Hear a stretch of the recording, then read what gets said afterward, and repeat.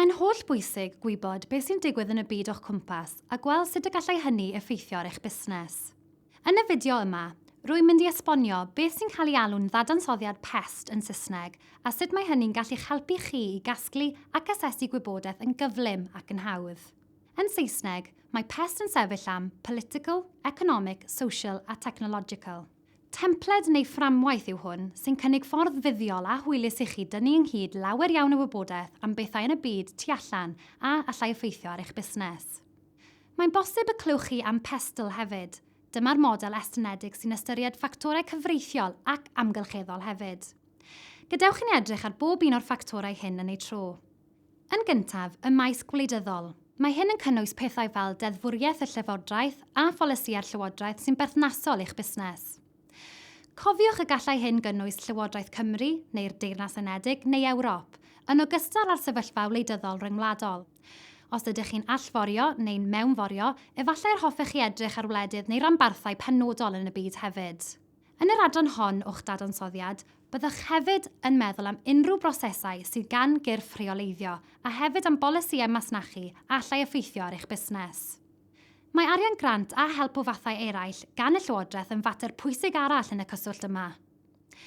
Nawr, gadewch i ni edrych ar y maes economaidd. Fel y byddech yn ei ddisgwyl, mae'n bwysig bod yn ymwybodol o'r sefyllfa economaidd gyffredinol, yn ogystal â bod yn ymwybodol o'r hyn sy'n digwydd gyda'r economi'r byd. Mae cyfraddau cyfnewid a chyfraddau log yn feysydd pwysig i chi cael gwybod amdanyn nhw. Gwnewch yn siŵr eich bod chi'n gyfarwydd ar darlun mawr o ran trethiant yn gyffredinol. Fel busnes, byddwch chi am gael gwybod beth sy'n berthnasol i chi, ond hefyd sut mae cyfraddau trethu a'r gwahanol fathau o drethu'n effeithio ar eich cwsmeriaid. Y maes nesaf yw'r cymdeithasol. Mae hyn yn cynnwys pethau fel sut mae'r boblogaeth yn cynyddu, neu'n gostwng, y profil oedran a sut mae newidiadau o ran y cenedlaethau'n debygol o effeithio ar eich busnes. Rydyn ni'n boblogaeth sy'n heneiddio, felly ydy hyn yn gyfle i chi. Mae'r cymdeithasol hefyd yn cynnwys pethau fel ffyrdd o fyw, patrymau cyflogaeth a ffasiwn. Gofynnwch gwestiynau i chi'ch hun. Er enghraifft, sut mae patrymau prynu newid? Mae'r we wedi gwneud gwahaniaeth enfawr i sut mae pobl yn siopa, a hefyd canolfannau siopau y tu allan i drefi ac archfarchnadoedd mawr. Fyddai'r pethau hyn yn effeithio ar eich busnes. Beth am yr iaith y byddai'n well gan eich cwsmeriad ei ddefnyddio? Fyddai'n well gan bobl siarad Cymraeg, neu Saesneg, neu iaith arall efallai? A beth am ystyriaethau mosegol? Mae yna duedd fawr i ffafrio popeth gwyrdd neu eco-gynnyrch. Fyddai hyn yn newid eich ffordd o wneud busnes neu'r cynnyrch rydych chi'n ei gynnig. Rhan olaf ein dadansoddiad yw'r ffactorau technolegol. Sut y gallai datblygiadau ym myd technoleg effeithio ar eich busnes? Oes yna gyfle i chi redeg y busnes mewn ffordd fwy effeithlon neu wneud pethau'n haws neu'n gyflymach eich cwsmeriaid? Sut mae technoleg yn newid eich ffordd o gyfathrebu?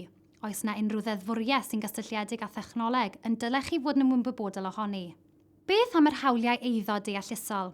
Er enghraifft, ydych chi mewn gwirionedd yn berchen ar y meddalwedd y byddwch chi'n ei lawrlwytho? I rai busnesau, mae'n ddoeth ystyried ffactorau cyfreithiol ac amgylcheddol wrth wneud y dadansoddiad hwn. Mae'r templed ar y wefan yma'n tynnu sylw at y meysydd y dylech chi edrych arnyn nhw. Mae dadansoddiad pest yn arf defnyddiol iawn i'ch gwneud chi'n ymwybodol o'r ffactorau allanol sy'n effeithio ar eich busnes. Efallai fod hyn yn ddigon i'ch dychryn ar y dechrau, ond defnyddiwch y templed i'ch tywys chi drwy'r broses. Drwy weld y darlun mawr, byddwch chi mewn gwell sefyllfa i ymateb yn gyflymach i fygythiadau posibl ac i fanteisio ar y cyfleoedd. Pob lwc.